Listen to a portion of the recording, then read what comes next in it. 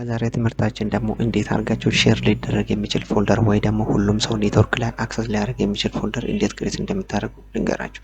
እዚህ ጋር መተን ራይት ክሊክ ኒው ፎልደር፣ ከዛም በኋላ ስሙን ምን እንበለው ሼር ብለን እንጥራው። ከዛም በኋላ እዚህ ጋር ምንድነው የምንሰራው ፎልደሩ ላይ ራይት ክሊክ ከዛም በኋላ ፕሮፐርቲ ሼሪንግ የሚለው ውስጥ እንገባና ሼር እንላለን።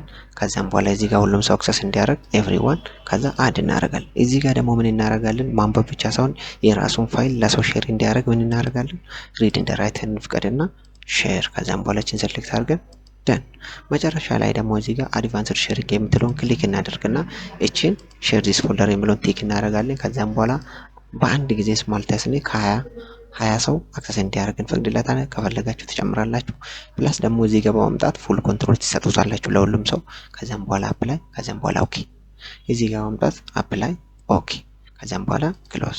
ስለዚህ ሁሉም ሰው የእናንተን አይፒ አድሬስ በመጠቀም እናንተ እዚህ ያስቀመጣችሁት ፋይል መውሰድ ይችላል። እሱም ደግሞ እዚህ ውስጥ ያስቀምጥላችሁና እናንተም ያን ፋይል አክሰስ ማድረግ ትችላላችሁ። ስለዚህ እንዲያርጋችሁ ኔትወርክ ላይ አክሰስ ሊደረግ የሚችል ፎልደር በዚህ መልኩ ክሬት ማድረግ ትችላላችሁ። ቪዲዮ ከተመቻችሁ ላይክ እና ሼር እንዲሁም ደግሞ ለዚህ ቤት አዲስ ከሆናችሁ ቤቱን ሰብስክራይብ በማድረግ ሰፖርት አድርጉኝ። በሌላ ቪዲዮ እስክንገናኝ ድረስ ደህና ቆዩልኝ።